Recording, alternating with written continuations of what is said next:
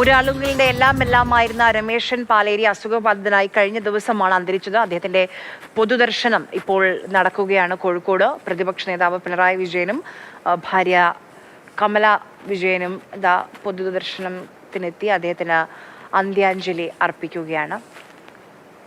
കോർപ്പറേറ്റുകളെ പോലും വിസ്മയിപ്പിച്ച മാനേജ്മെന്റ് വൈഭവം ആണ് Rameshan Paleri.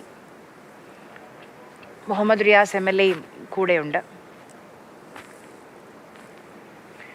Uralungal labour contract cooperative society ULCSSനെ ഏഷ്യയിലെ തന്നെ ഏറ്റവും വലിയ തൊഴിലാളി സഹകരണ പ്രസ്ഥാനമായി വളർത്തിയെടുത്തത് അദ്ദേഹത്തിൻ്റെ കാഴ്ചപ്പാടാണ്, അദ്ദേഹത്തിൻ്റെ കഴിവാണ്.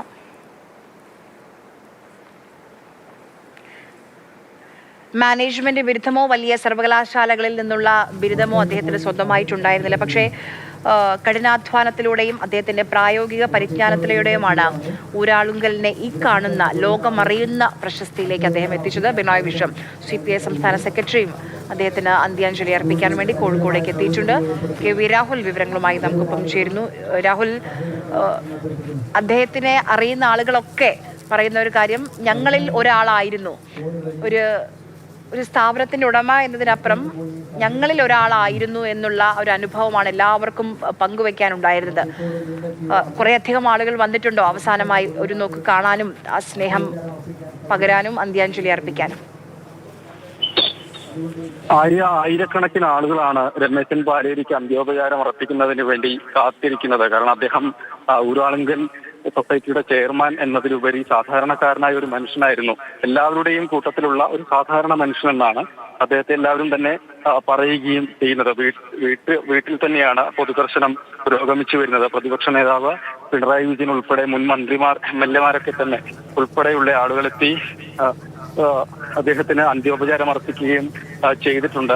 സംസ്കാരം 12 മണിക്ക് വീട്ടുവളപ്പിൽ തന്നെ നടക്കും. 11 മണിക്കാണ് സംസ്കാരം എന്നാണ് നേരത്തെ തീരുമാനിച്ചിരുന്നതെങ്കിലും ബന്ധുക്കളിൽ ചിലർ വിദേശത്ത് നിന്ന് എത്താൻ വൈകുന്നത് കാരണം സംസ്കാരം 12 മണിയിലേക്ക് മാറ്റുകയും ചെയ്തിട്ടുണ്ട്. നല്ല മഴ പെയ്യുന്നുണ്ട്. പക്ഷേ ആ മഴയൊക്കെ അവഗണിച്ചുകൊണ്ട് ആയിരക്കണക്കിന് ആളുകൾ വീട്ടിലേക്ക് എത്തിച്ചേരുന്നതിന് വേണ്ടി വരി നിൽക്കുന്ന കാഴ്ചയാണ് നമുക്ക് കാണുവാനും കഴിയുന്നത്. രമേശൻ പാലേരിയെ സംബന്ധിച്ച് അദ്ദേഹത്തിന്റെ മികവ്, എല്ലാ മേഖലയിലുമുള്ള മികവ് ബാക്കിയാക്കിയാണ് അദ്ദേഹം വിടവാങ്ങുകയും ചെയ്യുന്നത്. 66 വയസ്സായിരുന്നു.